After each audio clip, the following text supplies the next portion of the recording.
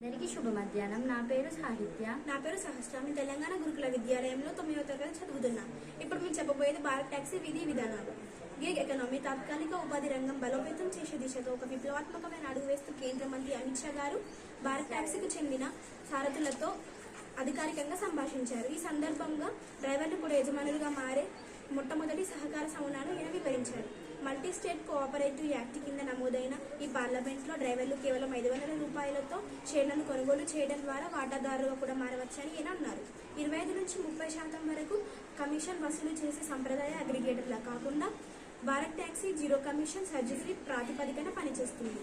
ఈ విధంగా డ్రైవర్లు తమ ప్రయాణాల ద్వారా వచ్చే ఆదాయాన్ని 100% తమ వద్దే ఉంచుకోవచ్చు. ఈ పథకంలోని కీలక అంశాలు: 80:20 లాభాల పంపిణీ, 3 ఏళ్ల ప్రారంభం, విస్తరణ దశ తరువాత సహకరించే సంస్థ ఆర్జించే నికర లాభంలో 80% డ్రైవర్లు నడిపించిన మొత్తం కిలోమీటర్ల ఆధారంగా నేరుగా వారికి పంపిణీ చేయబడుతుంది. మిగిలిన 20% ప్లాట్ఫామ్ అభివృద్ధి కోసం ఉపయోగిస్తారు. అమూల్ నమూనాలు: అమూల్ విజయవంతమైన పద్ధతిని స్ఫూర్తిగా తీసుకొని బోర్డ్ ఆఫ్ డైరెక్టర్స్ డ్రైవర్ల ప్రతినిధులకు కూడా సంస్థ కలిగించింది. దీనివల్ల కంపెనీ అభివృద్ధి నిర్ణయాల్లో వారికి ఓటు హక్కు కలుగుతుంది. విస్తరణ: ప్రస్తుతం ఢిల్లీ, ఎన్సీఆర్ మరియు రాజ్కోట్లలో అందుబాటులో ఉన్న ఈ సేవ రాబోయే 3 ఏళ్లలో ప్రతి మున్సిపల్ కార్పొరేషన్కి విస్తరించేందుకు లక్ష్యంగా పెట్టుకున్నారు.